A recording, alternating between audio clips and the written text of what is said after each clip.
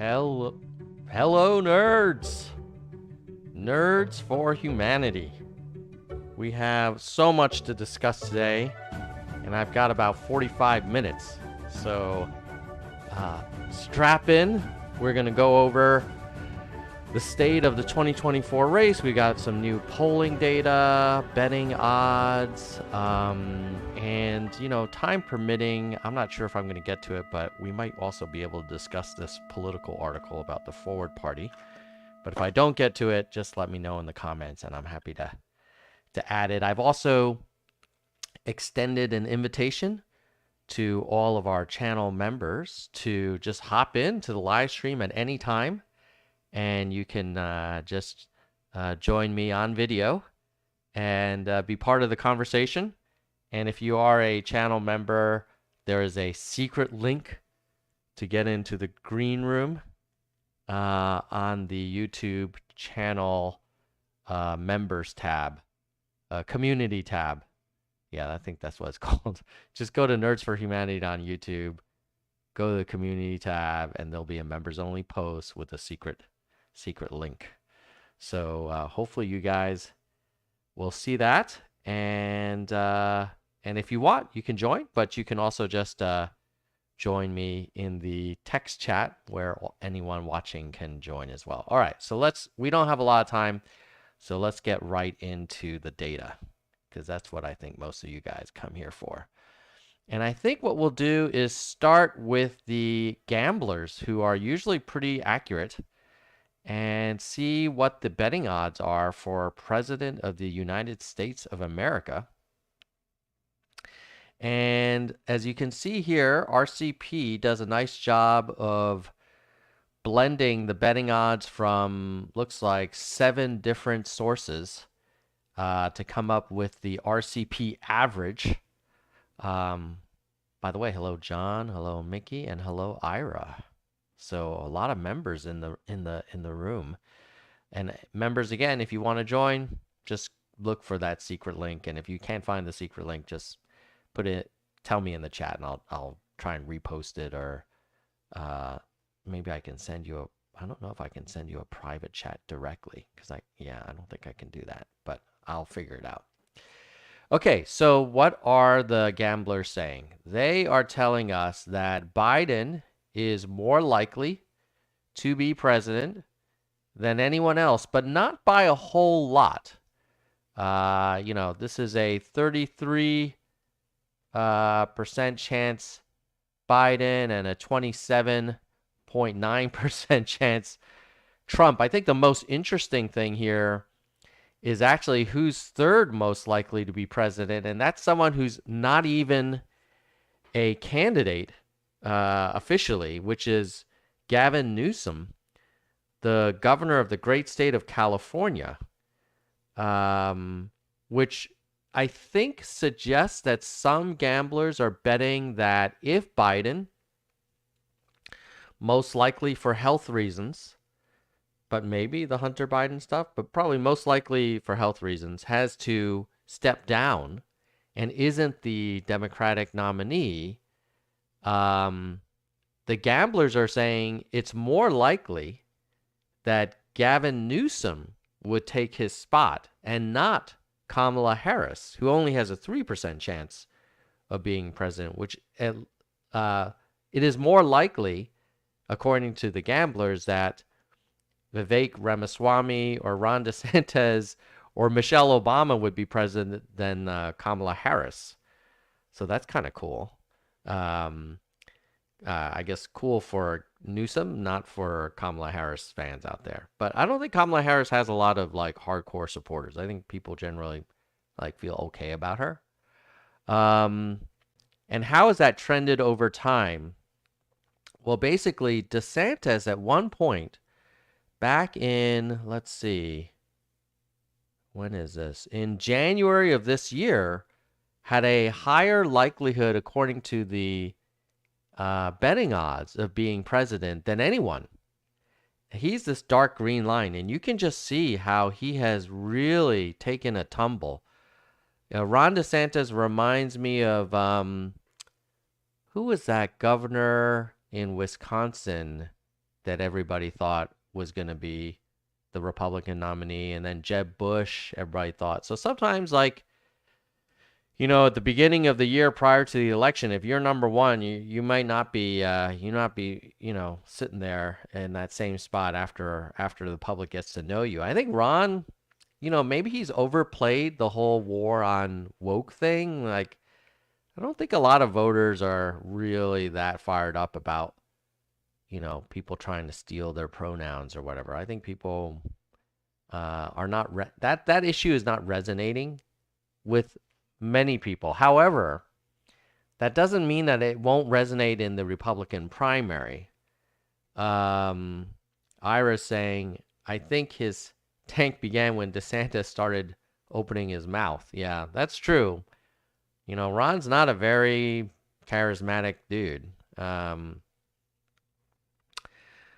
John saying, I hope Christie. Yeah, I donated to Chris Christie, and I just donated to Asa Hutchinson. I think $1, because I'd like to get as many people on stage for the debates as possible, just so we have a diversity of views. But yeah, so you got Ron DeSantis really taking a dive. You never know. I mean, he still has time, but Ron DeSantis is as likely to be president as Robert Kennedy and slightly less than Gavin Newsom. So Ron has gone from top dog. And then you see Joe Biden has gone from a 28% chance all the way up to a 40% chance in April, and now kind of stabilizing around a 33% chance. And you see Donald Trump has gone from 14, and as he has showed some resilience and maybe even some help from these indictments, and then Ron has just basically everybody that dropped off from Ron seems to have come back to Trump land, with a little bit of action in the Republican Party for who are we seeing now in the Republican Party? You're seeing Vivek Ramaswamy at 4.4%, and he wasn't even showing up in January. I don't even think he was on the radar. Vivek really started to emerge, looks like in July. Let's see if I can scroll down here. Vivek, he starts being visible in, July around 3%. And now he's all the way up to 4.4% chance. So, and if we look at the 3-month zoom in, you see Vivek really starts coming up around, July. And, but that's kind of the betting odds story. Basically, in summary, the gamblers were big on DeSantis and kind of cold on Trump, and they've swapped DeSantis and Trump. But Biden, meanwhile, just kind of keeps, he's like the the Energizer Bunny, man. He just keeps on ticking, despite, falling and on stage and things like that. It just goes to show you how a huge part of the country is not really comfortable with Trump. And also a huge part of the country is not comfortable with Biden. Maybe that sets the stage for a third party. But right now, it looks like it's going to be Biden versus Trump again. Okay, so that is a little bit on the RCP betting average. I wonder if RCP has polling average. That would be convenient. Let's see. I haven't been on RCP in forever. Yeah, looks like it. So here you see the Republican polling average. Trump, within the Republican primary, is leading 50-17 for DeSantis and Ramaswamy at 5, Pence at 4.8. So Ramaswamy is higher than Pence. So you've got Trump basically with a 35-point lead, and that's from an 18-point lead in February. So he's really, really starting to pull away. And then if you look at the Democratic nomination. Let's see here. Democratic.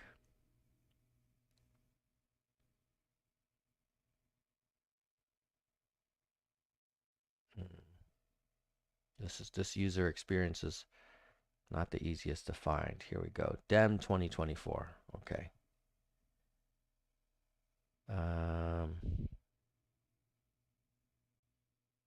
Where's the national?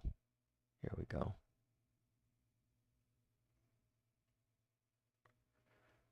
Okay, Democratic nomination. Looks like for sure you have Biden up by about 50 points over Kennedy and then Williamson. Kennedy's still at 13.6, so he's not completely off the radar, but he's certainly Biden is much further ahead of Kennedy than Trump is ahead of DeSantis.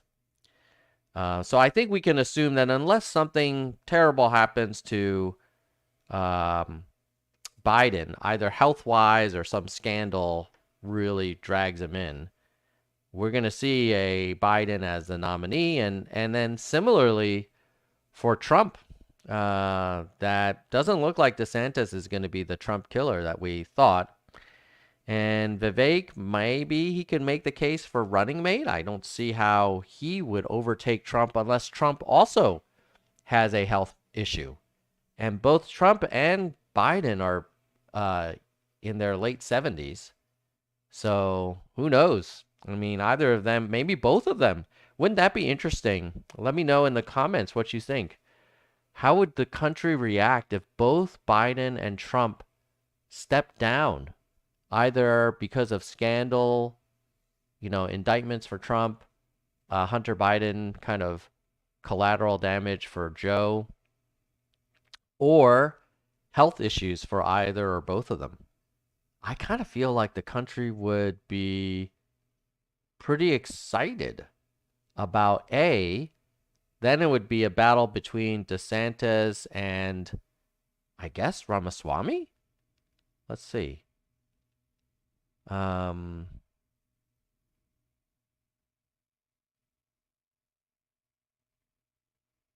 Yeah, would it be? Would it be, whoops. Hold on. Yeah, it would be DeSantis, and Scott, Tim Scott and Ramaswamy. I mean, basically, if you take Trump out of the equation, it becomes a jump ball between DeSantis, Scott. I think DeSantis and Scott, maybe a little bit of Ramaswamy. But that's pretty crazy. Speaking of which, in Iowa, Trump is also ahead of DeSantis by quite a margin. So it's not just in national polls that Trump is ahead of DeSantis. So yeah, that's a little quick view of the polls. Now let's jump into I wanted to share internet searches for some of those second tier candidates to see if someone is Jay Farron says keep Biden in a spacesuit. Oh, it's hilarious. It's so sad that Trump is so unpopular that he is still not beating Biden in national polls, even though Biden is one of the most kind of unlikely presidential candidates from a just pure energy and enthusiasm and kind of charisma point of view. Like he definitely seems past his prime. But yeah, there you go. Okay, so let's look at who is kind of moving up that could be a little bit of a dark horse. And maybe what I'll do is, since DeSantis, we might call DeSantis, I think people have seen enough of DeSantis, and if he was going to surge, maybe he would have by now. But Tim Scott, we're going to add him. So now you've got Chris Christie, Vivek Ramaswamy, Gavin Newsom, Tim Scott, and RFK Jr. all interesting. And then let's look at the past 90 days. And what you see here is this red line is well, there was a little boost for Tim Scott probably when he announced. But Tim Scott has not done that amazing in the past 90 days. But let's say past 30 days. Oh, the past 30 days, clearly there's a lot of interest in Vivek Ramaswamy. And part of it is because Vivek is going out there and making himself available. By the way, if anybody is connected to the Ramaswamy campaign, or if you want to do me a solid and do the Nerds for Humanity community a solid, please tweet at the Team Ramaswamy Twitter handle or Vivek himself and let him know that I would love to interview him on Nerds for Humanity. He's a smart dude. I'll promise to be a very fair interviewer, give him time to speak. But, you know, full disclosure, I'm probably not going to be voting for him, but I would like to learn more about him and give you all an opportunity to learn more about him. You never know, too. Maybe I walk away being like, wow, I'm going to join Team Vivek. But right now, you see a lot of action for Ramaswamy, and then between the rest of them, if I remove Vivek, because he's clearly the leader of this kind of dark horse pack, then it's pretty much a tie between Christie, Newsom, and Scott. R.F. Kennedy definitely not drawing much interest. So he's, despite a lot of kind of folks on social media being interested in RFK Jr., it doesn't look like people are searching for him. People are searching for Gavin Newsom, Chris Christie, and Tim Scott.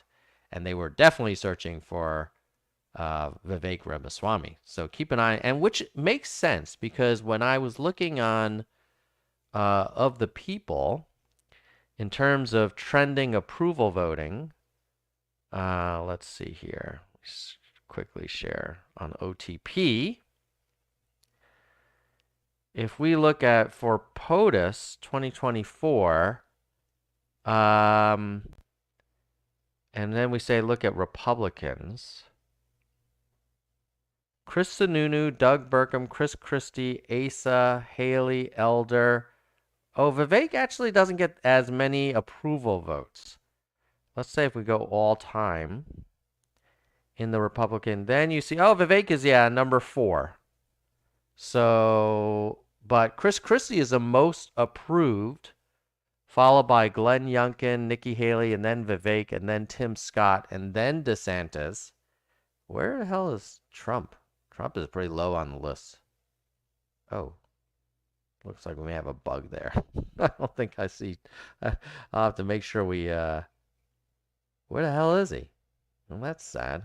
Well, the good news is that the OTP team is doing a hackathon over Labor Day. So we'll take a look at that. But yeah, that's the based on approval voting. And then, hello, Vaughn. Good to see you, buddy.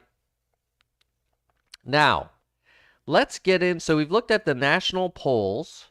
Basically, DeSantis surged in the beginning of the year and is now dropping like a rock.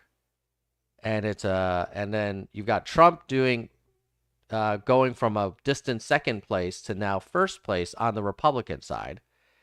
But if there's anybody to watch, it would be Tim Scott and Vivek Ramaswamy and not DeSantis. Interesting.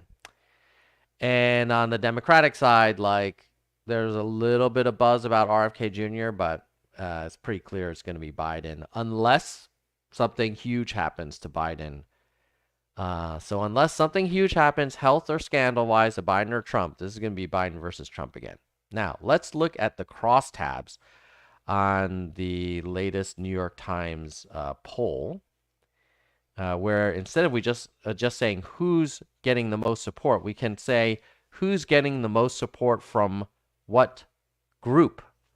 So let's see. In terms of right track, wrong track, 65% of all people surveyed feel that the country is going in the wrong direction. Not a big difference between male and female or age group. Hispanics are a little bit more optimistic than other ethnic groups, and the least optimistic are whites. 69% of white people feel like the country's going on the wrong track. In terms of college versus non-college, pretty similar. Wow, white with no college education, 73% feel like we're on the wrong track. And the most that feel that we're on the right track are non-white. Interesting, non-white, no college feels like we're on the right track. White, no college feels like we're on the wrong track. That's super interesting. And then in terms of region, the South is most feels like we're on the wrong track, and the Northeast is the most optimistic. Rural, definitely wrong track. Feels like we're on the wrong track, but right track, cities. Religion, Protestants feels like we're on the wrong track, and other feels like we're on the right track. Woo! 86% of white evangelicals feel like we're on the wrong track. Wow. That is a high number of people feeling like we're on the wrong track. And then income level, actually, wrong track people, whether they're rich or poor, all feel similarly. And 90% of Republicans feel like we're on the wrong track. Wow. That is impressive. And 66% of independents feel like we're on the wrong track, and only 46% of Democrats feel like we're on the right track. 2020 vote. Okay, that's okay, the people who feel like we're on the right track, 40% supported Biden in 2020, and the people who feel like we're on the wrong track, 91% supported Trump. Okay, approval versus disapproval of Joe Biden. Strongly approve. Where is the biggest strongly approve? Looks like across the top, 39% who voted for Biden in 2020 strongly approve of him. And what other groups strongly approve of him? Blacks, 35% of blacks strongly approve of him. That's where his biggest strength is. And then over 65, 60%, 30% of over 65 strongly approve. Strongly disapprove. Where's his biggest strongly disapprove? Anybody who voted for Trump in 2020, 88% of them strongly disapprove. Anybody who is a Republican strongly disapproves. And where's the other big group? Rural people strongly disapprove of Biden.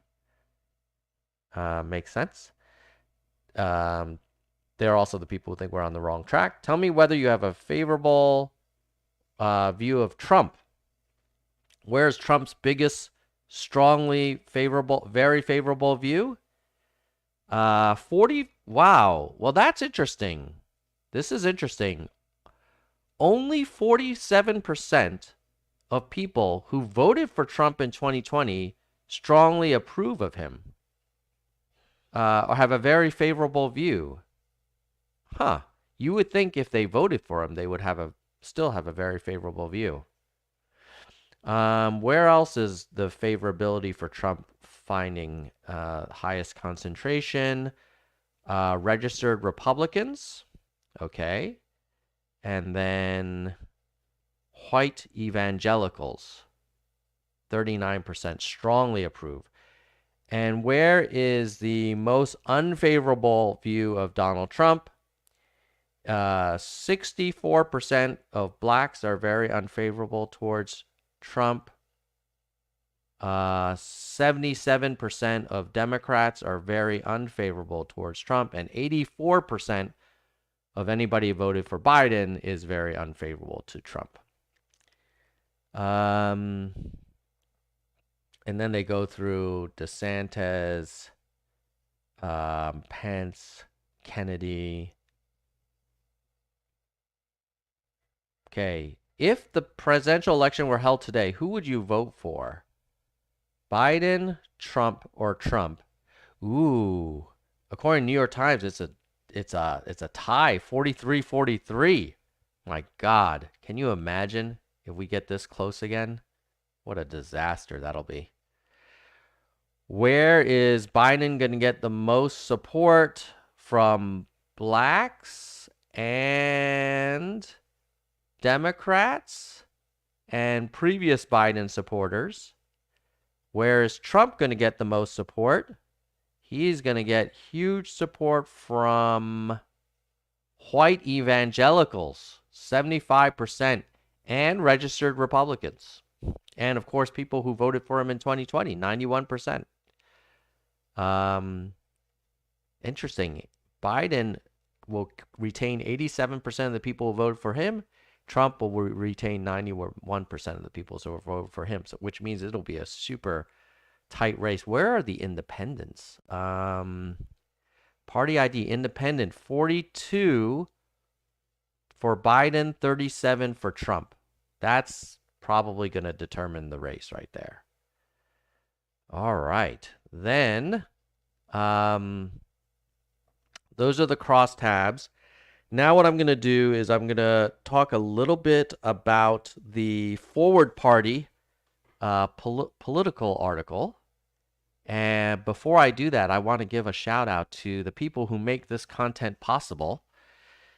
These are our channel members. And if you are already a channel member, thank you. You're about to get a shout out live and on replay. And if you'd like to support this channel and you're not a member, just go to YouTube and click the join channel link, and you can join for as little like $1.99 a month. This is super helpful because we used to get our streaming costs covered by our streaming provider, but they stopped offering us free streaming, so I have to pay for that now. And that is helped by our channel members, so I thank you guys. And then also we have to pay for hosting for our podcast. So if you like this channel and you want to listen to us on the road or when you're gardening or cooking, go ahead and subscribe. Also, wherever you listen to audio podcasts. Okay. So let's thank our members. So we're going to start with our biggest member support, which is our senior vice president, which is Soldier One. 40 months of support for this channel. Over 3 years, Soldier One. Thank you, my friend.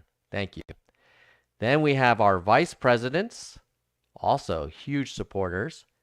And they are Kristen Slevin and Bike. 43 months of support from Kristen Slevin and almost 3 years from Bike. So thank you to both of you. You guys keep this channel going. Hardcore Nerds, Gene, David, DK, Jekalego, Kirsch, Mr. History, Mona, Vaughn, Yang, Dean, Galessa, Jay Perrin, Dana, Jason, Daniel, Mickey, and Unkio. And then at the entry level, which is only $1.99 a month, we've got Lisa, Brandon, Sophia, Doris, Emerald, Ben, Ira, Elizabeth, Shoni, Dr. William, Karen, Mai, Brittany, Lori, Wana, Kevin, T, Jeremy, David, Nicholas, Mike, Aurora, Zig, Roberto, and Jackson. All right. And then let's also thank the people who are in the live chat right now who are members. We've got Jay Perrin, Mickey, Ira, Jeremy, Vaughn.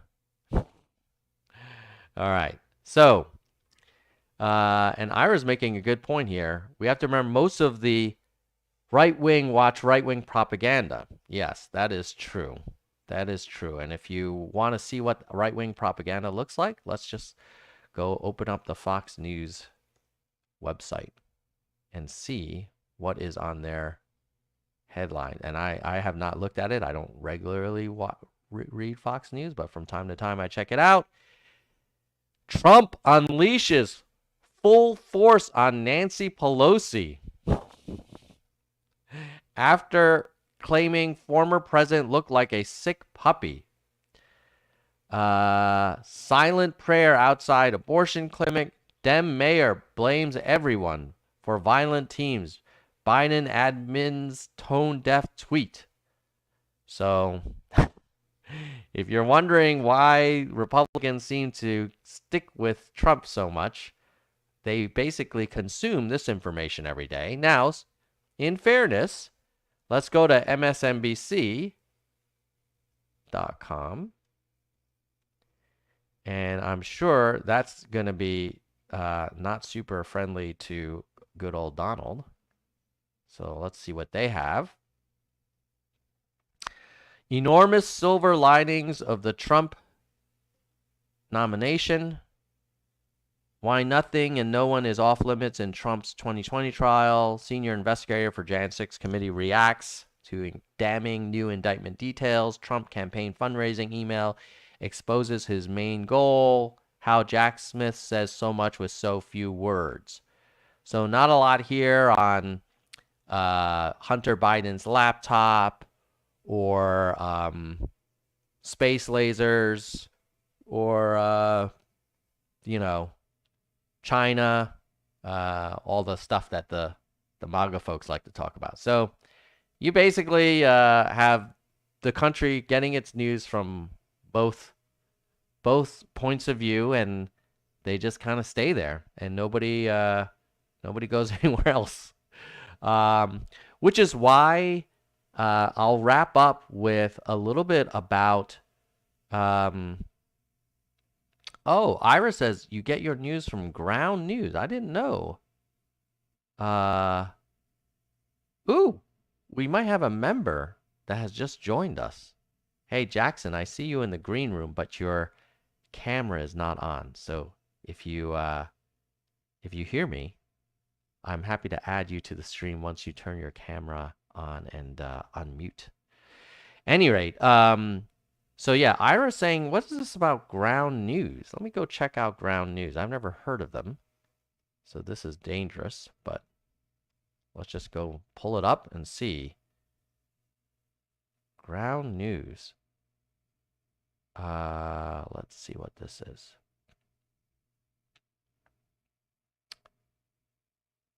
All right, I've never seen Ground News before. Uncover media bias, access news from 50,000 sources. Discover stories you aren't being shown. Ah, interesting. But you have to subscribe. There's no free version? I can't try it for free? Well, Ground News, if you guys want to give me a free subscription, I'm happy to do a review of it. But I have too many subscriptions right now. I need to cut back on my spending.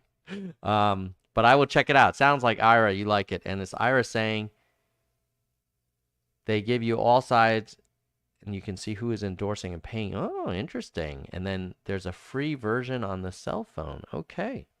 We'll check it out. And Jackson, I see you are in the green room, but no camera or mic. So I'm going to have you hang out in the green room. And if you're able to turn it on, feel free to join. Okay. So let's talk about this political article, which kind of created.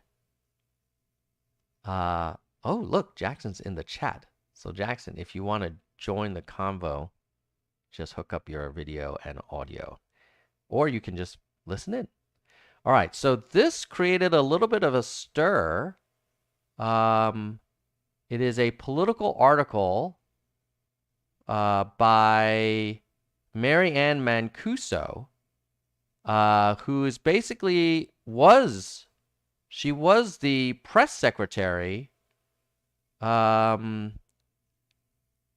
national press secretary for the Forward Party. And she's former GOP, and then she got swept in. And she says, hey, we were promised our reform efforts would continue. I found an organization convinced It could maintain and grow its coalition by not taking positions at all. Its very existence was premised on the idea that in the future, political parties would succeed by not having a philosophy or shared vision or platform. It often seemed that the Forward Party expected to create change through sheer force of Yang's personality and healthy dose of hope. The lack of core beliefs and ideas was precisely its selling point. Now, in fairness, I think the Forward Party has been very clear on being for ranked choice voting, open primaries. Jackson's like, hey man, I was just lurking. All good, buddy. All good. So I think in fairness, the Forward Party does have policy positions. They are on ranked choice voting and open primaries. I'm very sure of that. Now, it is also true that the Forward Party has not taken positions on entitlement reform, climate, Ukraine, immigration, and so that is a fair criticism. Now, I'm sure the Forward Party would say, "Hey, that's either coming, or we're not going to be that kind of party. We're gonna focus on the mechanics of democracy." My view is that it is hard to be taken seriously if all you talk about is the mechanics. I think it would be fine if the Forward Party took centrist positions on immigration, guns, abortion, China, Ukraine, Russia, and they could say like, hey, we're all for ranked choice, anti-gerrymandering, open primaries, and then we have these kind of very reasonable positions on these other issues. But they're kind of ambiguous right now about that. And so I think they should either, and I'm not like formally part of the Forward Party. I'm a registered member of the Common Sense Party in California, which is aligned with the Forward Party. But I think if you want to create a national party, I think you have to take positions on national issues. Or you should just outright say it. We will not take positions on these issues. We are a 3-issue party. And then people could either decide if they want to get behind that or not. Curious fella saying, what is a centrist position on Ukraine? I think a centrist position is no U.S. troops, military support only, and let Ukraine and Russia figure it out. I think that's kind of what Biden's trying to do. To me, that is a fairly centrist position. I mean, I suppose maybe a little more centrist would be like a little bit of military aid, but not quite as much as we're offering. I don't know. But it certainly would. I don't think the Forward Party has taken a position on Ukraine. And then Jackson saying the interview where Yang left open a 2024 run was puzzling. Yeah, I think Yang's still figuring out what he wants to do. And I mean, there would be no Forward Party without Yang. And yet, the Forward Party also needs to kind of either get behind Yang as a candidate or be about something else. And I think they're trying to make it about the mechanics of democracy, which I very much appreciate. But I think they haven't been very clear about their positioning on policy issues. I've interviewed Forward Party representatives on this channel, and I've heard them say like a variety of answers like, well, we will have policies. It'll be developed through a normal convention. I've heard we're working on that. But I've also heard like that's not going to be our approach. Like we don't want to take positions. So whatever it is, they should just kind of, let everyone know. And then people, even if you disagree, people can be like, okay, I get what position you're taking. And maybe your position is that we won't have positions. We're going to have positions on these 3 things. And that's it. I could respect that. It's kind of like maybe the Green Party. Curious fellow saying, yeah, why pick a side? I was thinking a centrist position would be military support for Ukraine. I would not I don't think anybody would advocate for military support for Russia. But yeah, um, I'm wondering, are there people in America who think we should be providing military support for Russia? Maybe I'm misunderstanding your question, curious fellow. But I'm not a fan of giving military support to Russia. I think giving military support to a country that was invaded by another country that's trying to defend itself, like that seems, pretty reasonable. Um, Soldier One, people support Ukraine because most Americans think it's wrong for any country to invade other countries. Yes. I think unless you have like really good justification, why are you invading other countries? Like maybe the closest thing would be after 9/11, since the attacks were planned in Afghanistan. The U.S., I think, was justified in retaliating. I don't know if we were justified in occupying it for so long once we kind of eliminated Al Qaeda or most of it, and definitely not justified in occupying Iraq. I mean, that was just a freaking disaster. Um, let's see. Jackson says, I've heard Yang say Ford is centrist and also heard him say it's not all centrist. Yeah, that's true. I mean, I think my view is that I think the country would be okay with the centrist party. I personally would love to see a centrist party because I feel sometimes the Republicans definitely not centrist, and also the Democratic Party is Biden has been leading as a centrist, but the narrative and the energy in the Democratic Party is not centrist. Ira's saying only people wanting to support Russia are MAGA cult. I don't even think MAGA people would be in support of giving military aid to Russia. Are there people who? Why would anyone give military aid to Russia? They're the ones that invaded Ukraine. Wouldn't we then be, kind of culpable and complicit in supporting the invasion of Ukraine? I can't imagine anyone wanting Americans to support Russia militarily. But Ira, are you thinking MAGA people? There are some people in the right wing that want us to support, like provide military aid to Russia, or I could see right wing kind of MAGA people saying we should not aid Ukraine against Russia. But I don't think anybody would want to give anything to Russia,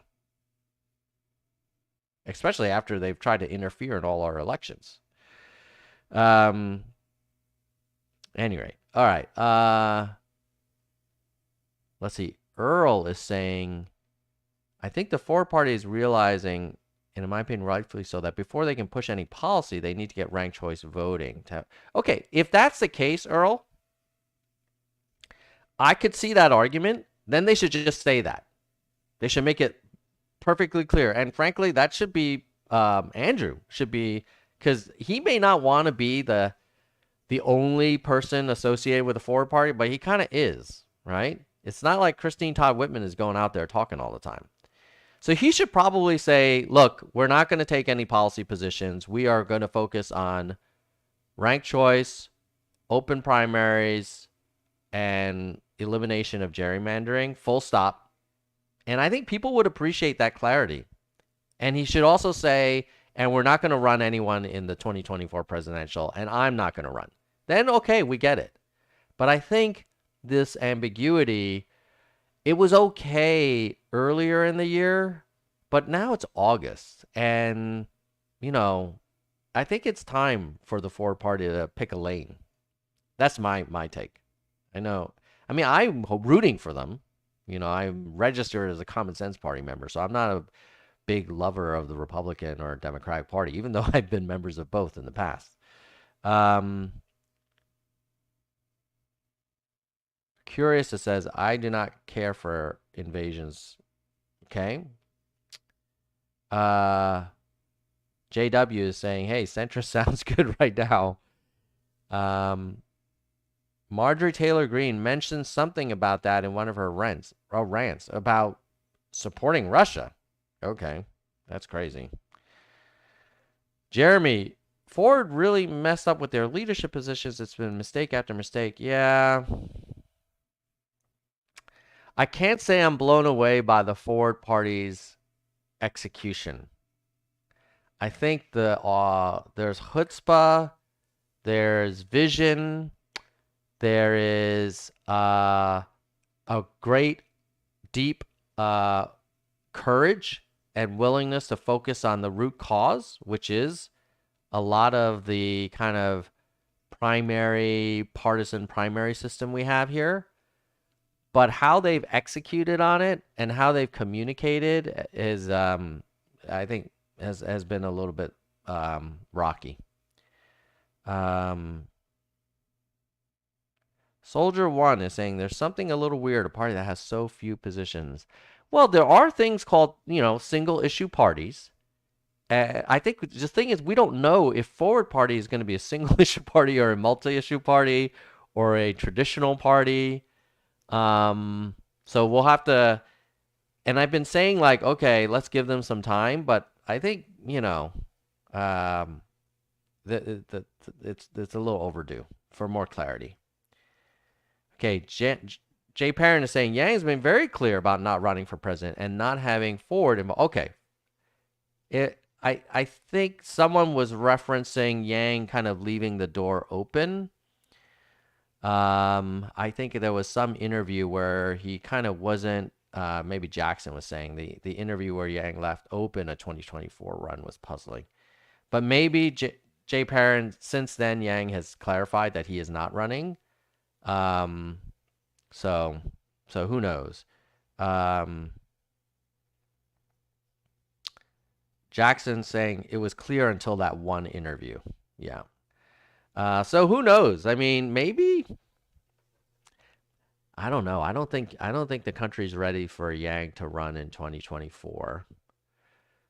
If it's Biden versus Trump, in a weird way, those no labels people seem to be executing really well. I mean, they are getting on the ballot. They are not playing. And that's what I think I was hoping to see the Ford Party do.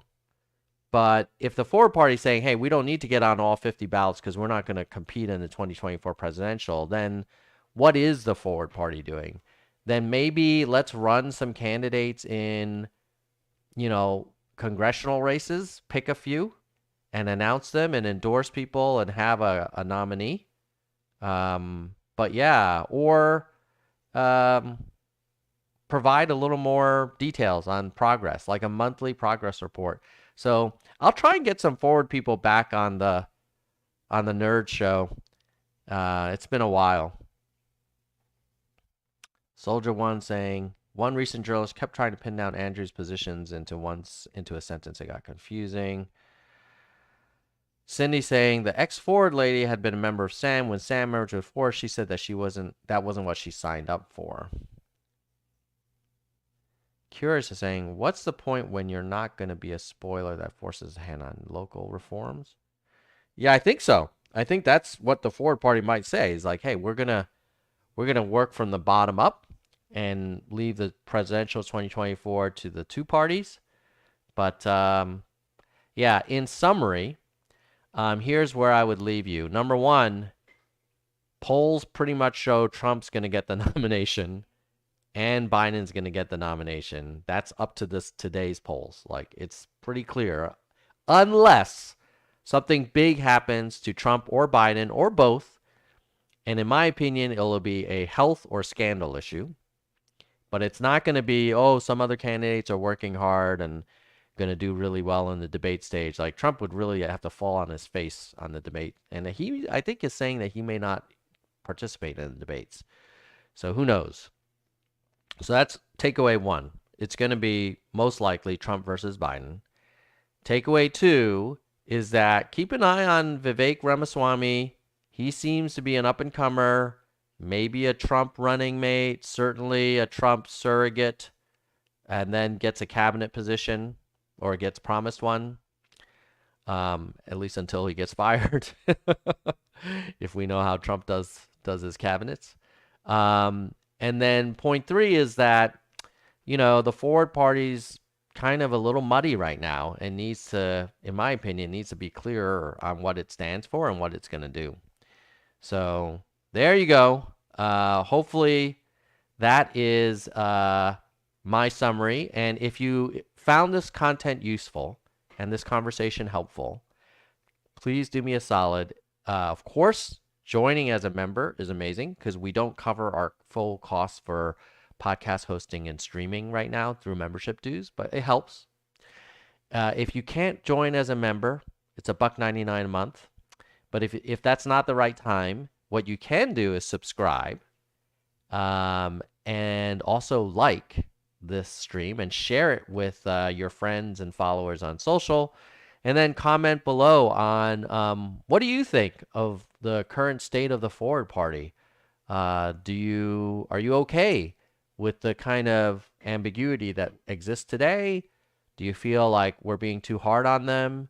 Or would you wish that they took more policy positions? Or do you think they're doing exactly the right thing? So let me know in the comments below. And don't forget to smash that like button. Goodbye, nerds. Oh, I forgot the closing theme music. My God. All right, well, so closing theme for you all. Let's talk about what's coming up next. I'm going to try and get a Forward Party guest back on the channel. I've also asked the author of that political article, what is her name? Mancuso, Mary Anna Mancuso. I've invited her to come on the show via Twitter. If anybody is connected to her, please let her know, or maybe retweet or tweet at her. Let her know, like, hey, we'd love to see you on the Nerd Zone. And then I'm also going to see if I can do a live stream, maybe reacting to an upcoming Trump rally. I think some people find some strange pleasure watching me get frustrated and my TDS come up. But I think Forward Party guest, getting Mancuso on. I would love to interview Vivek. If anybody's connected to Vivek, let him know that I would love to interview him. So with that, goodbye, nerds.